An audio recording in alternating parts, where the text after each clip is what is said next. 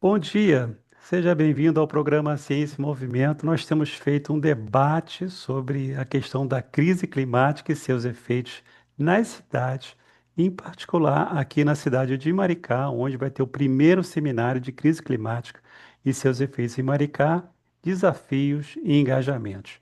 É uma oportunidade da população local localizar o problema da crise climática e cada cidade fazer esse debate, né, de como pode enfrentar esse problema e procurar mitigar com ações que possam ajudar a localidade a transpor, não resolver, obviamente, né, mas transpor, ajudar na superação desses graves problemas que afetam as cidades. Eu estou aqui com, ainda não chegou, deve estar chegando, o Alberto Oliveira, que é agricultor e diretor da Amaterra, a Mônica Tevernard, desculpe, né, que é professora, agricultora, integrante da diretoria da Amaterra. Estou aqui com Ana Maria Ferreira, que acho que não chegou ainda, né, assistente social, aposentada pela antiga Funabem, conselheira tutelar do RJ, do Rio de Janeiro. A Vivi Almeida, Viviane de Almeida, que é formada em gestão ambiental, fundadora do Refloresta Americá, integrante do coletivo Voa Mar, bacana demais esse coletivo também, né? Atuando em iniciativa de reflorestamento, educação ambiental e preservação da Mata Atlântica. O Newton, que é do Fórum da Crise Climática, né? É engenheiro, agrônomo, formado pela Federal Rural do Rio de Janeiro, com mestrado em Ciência do Solo, especialização em Planejamento e Educação Ambiental pela UF e Segurança Alimentar e Nutricional nas centrais de abastecimento pela Unicamp, né? Há 50 anos trabalha, 50 anos de extensão rural no Rio de Janeiro e na Emater do Rio. Eu acho que é todo mundo, quem está aqui entrando, deixa eu ver.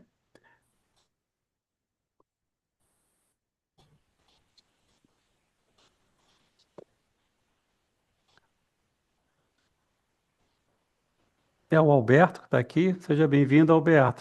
Estamos começando aqui com as apresentações iniciais aqui de todos que estão participando desse debate. Bom, vou começar então por essa questão inicial, que qual a breve história de cada um, né, que é na composição desse Fórum Popular e Permanente de Crise Climática e seus efeitos em Maricá. Vou começar pela Mônica. Mônica, como é que é a sua história de engajamento nesse fórum? Boa noite. Acredito que dentro da Amaterra, né, da qual eu faço parte da diretoria também, eu fui a primeira vítima de um grande incêndio em junho de 2024.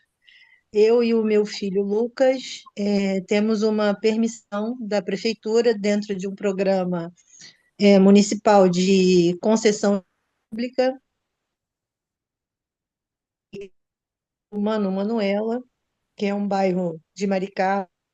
É a primeira horta comunitária aqui da cidade e, infelizmente, por trás da horta, ela não é completamente cercada, é uma horta que tem uma parte de acesso ao bairro, ao loteamento. E algum morador contratou alguém para fazer a limpeza de um terreno, e como a Uhum, gente sabe aqui na cidade, acho que é uma prática até do estado do Rio todo. Essa pessoa roçou esse terreno e ateou fogo. Então, dos 30 lotes da horta, 7 pegaram fogo. E caramba. como o incêndio começou pelo início da horta comunitária, o nosso lote é localizado bem no começo, Uhum, o nosso lote pegou fogo para todo. Então, de área uhum, e o nosso plantio de frutíferas.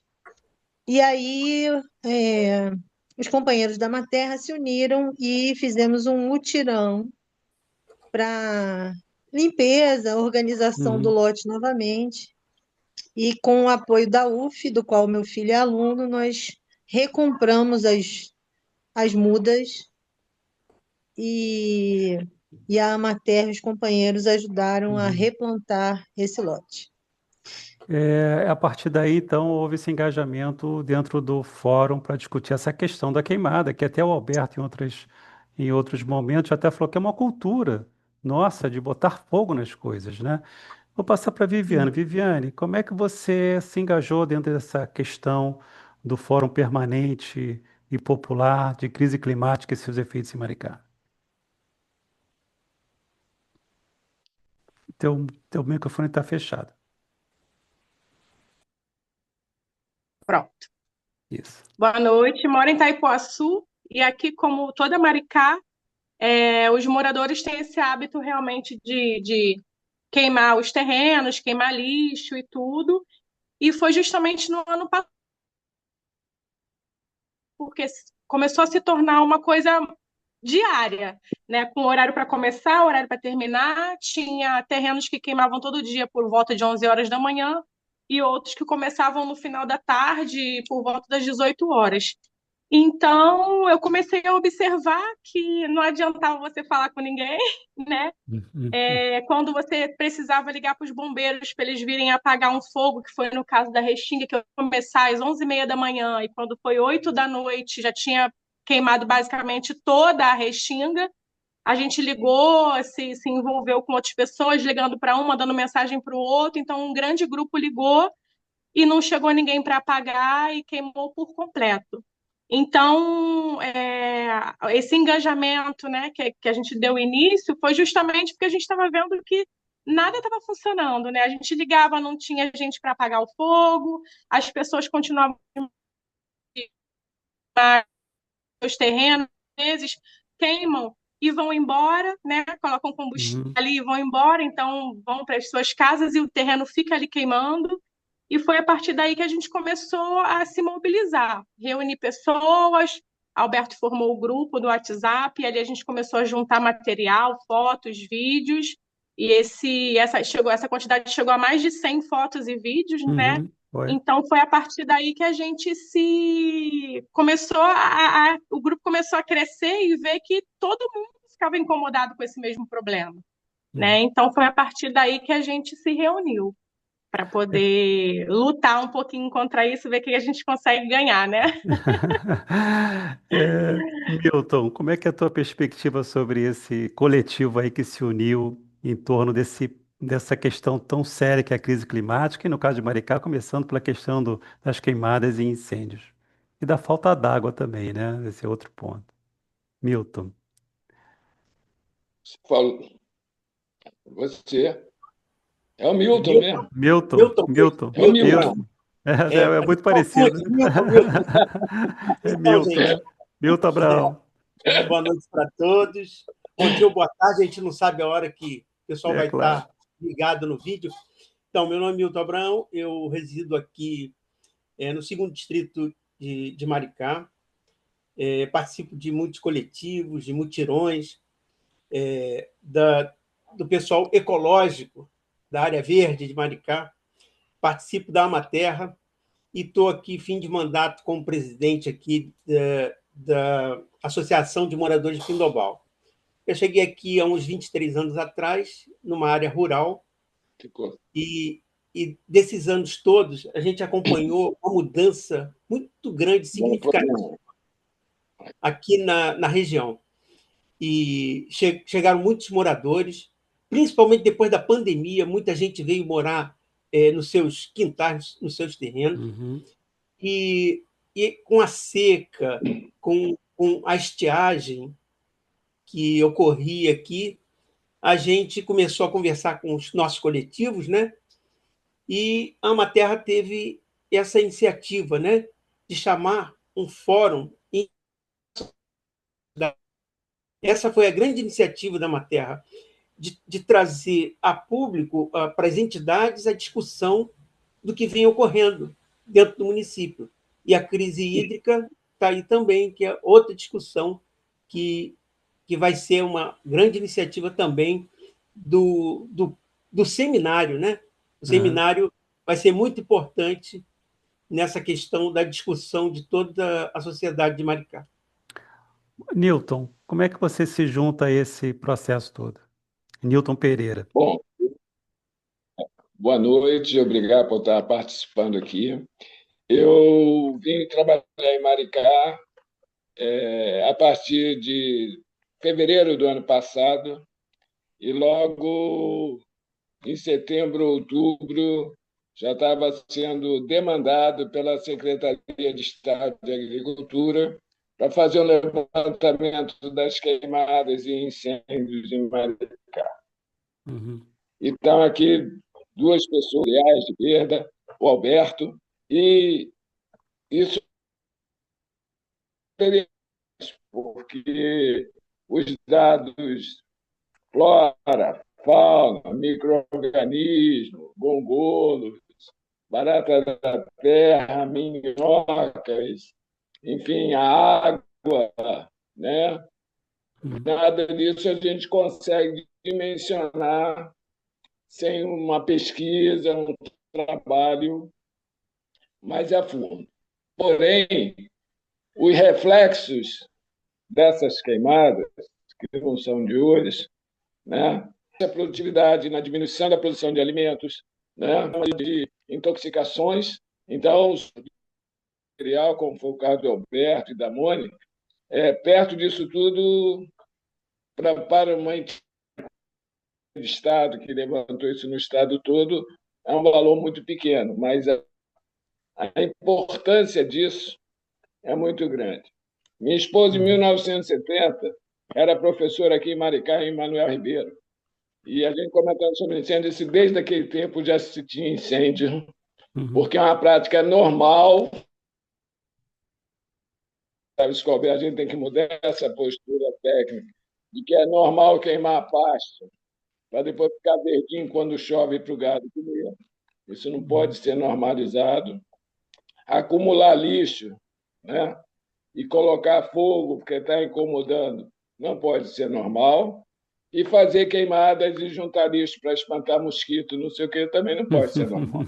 Então, o fórum, ele surge agora em 2020, a força total, é uma coisa histórica para Maricá. Esse ano vai ser o primeiro em Maricá. Não sei se ele ser regional, né? Pegando principalmente os municípios aqui do Conleste. Então, é fundamental, e nós da Emater, eu, enquanto aqui, nós estamos engajados. Perfeito. Alberto, como é que você vê essa questão dessa mobilização em torno do Fórum Popular Permanente de Crise Climática em Maricá? Teu microfone está fechado, Alberto. Boa noite, né? Eu vejo como fórum, como resultado, muita gente pergunta, mas de onde nasceu esse fórum? Eu digo o seguinte, ele nasceu das queimadas nas serras, na restinga, nos sítios. Nasceu da falta d'água na torneira de muita casa. Vejo que ele nasceu do excesso de fumaça durante 3 meses no começo de 2025. Quando tudo isso começou a acontecer, as pessoas, um conjunto muito grande de pessoas e coletivos do movimento social sentiram a necessidade de juntar forças para, como diz a Viviane, né, tentar encontrar uma resposta. Em torno disso se uniram organizações como associações de moradores, lá do Pindobal, lá ali do Parque Cidade, a Ampasse, lá do Cordeirinho, reuniram coletivos agroecológicos, como o Grupo Voa Mar, a GAARGE, o Instituto Borarema, associações de agricultores, como a Amaterra, e coletivos de hortas, e tantas outras pessoas individualmente. Foi uma soma de forças inédita. E a partir daí, o primeiro passo foi, diante da quantidade de queimadas e incêndios, foi reivindicado o poder público ao nível de executivo e ao nível legislativo a regularização do Estado, que contemplasse tanto uma brigada de prevenção a incêndios, como organismo permanente do Estado e, ao mesmo tempo, o reconhecimento e o fortalecimento das brigadas populares. Não só brigadas populares, porque muitas vezes se terceiriza a responsabilidade das queimadas de incêndio para as brigadas populares. Uhum. Eu, pessoal, mas não adianta nós termos 50 brigadas populares se não temos uma política de Estado que, com formação dos oficiais do próprio Estado e com equipamento e bem equipadas. E equipadas, que eu digo, inclusive para combates lá no alto das serras e da beira do mar até o alto da serra. Então, isso é necessário como política de Estado. Não adianta nada a gente ter 50 grupos de... São importantes, extremamente com essa contribuição, esse assumir, essa competência do Estado. Aí, isso está sendo encaminhado, está sendo discutido ao nível de executivo, ao nível legislativo, mas daí vemos que só o fórum, só os movimentos sociais iriam ficar falando entre si. Então, a necessidade de reunir com entes do poder público e com a academia. E tivemos aí a participação do IFE, a participação da Universidade de Vassouras, e estamos construindo esse seminário que eu creio que vai dar uma grande contribuição ao debate e à busca de soluções em Maricá, que vai acontecer no dia 9 e 10 de outubro. Inclusive, vou procurar o link, né? Acho que aqui mesmo no Uhum. canal e em outros lugares, né? Para participação. Veja um pouco. E aí a gente tem essa prática de, conforme todas as pessoas que falaram antes de mim, de uma busca da mudança da cultura. Em vez da cultura do Uhum. fogo, a cultura da preservação, a cultura do cuidado. Perfeito. Só lembrando que o Fórum já mobilizou uma proposta de brigada junto à Câmara, né? Mobilizou um coletivo importante dentro da cidade para discutir a questão até da produção agrícola, né? Que foi fortemente abalada pela questão das queimadas. E Eu agora calculo em estamos. 80%, Márcio, Pois é, você falava isso de outro dia, perdas. né? De perdas na produção. E uma questão que é muito importante também é a questão da soberania alimentar de uma cidade. Com os eventos de crise climática para lá e para cá, né, como é que a gente pode garantir uma alimentação dentro da cidade em função dessas crises, né? Então, esse é um ponto também estratégico, ao meu ver, que toda cidade deveria se preocupar, né? A gente está Tem uma encerrando esse... Oi. Tem, tem um detalhe, só para complementar o que o Alberto falou, o plano de contingência, né? Eu venho falando sobre isso, e o plano de contingência do município, ele fala sobre chuvas torrenciais e riscos geológicos. A Uhum, crise climática, ela é muito mais que isso, né? A questão das secas e, e dos incêndios florestais não estão contidos no plano de contingência do município em 2025, ainda não. uhum. E isso também, esse documento que foi para o Executivo e o Legislativo de Maricá, isso também constou no pedido da Brigada de Incêndio, falando sobre o plano de contingência que ainda não Uhum. contém a questão toda da crise climática. Pois é.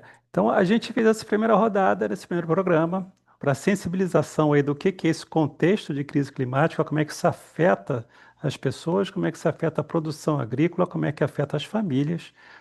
E, e agora a gente vai encerrar esse primeiro bloco, vamos gravar o segundo bloco para falar do primeiro seminário de crise climática e seus efeitos em Maricá. Obrigado pela sua companhia, até o próximo programa.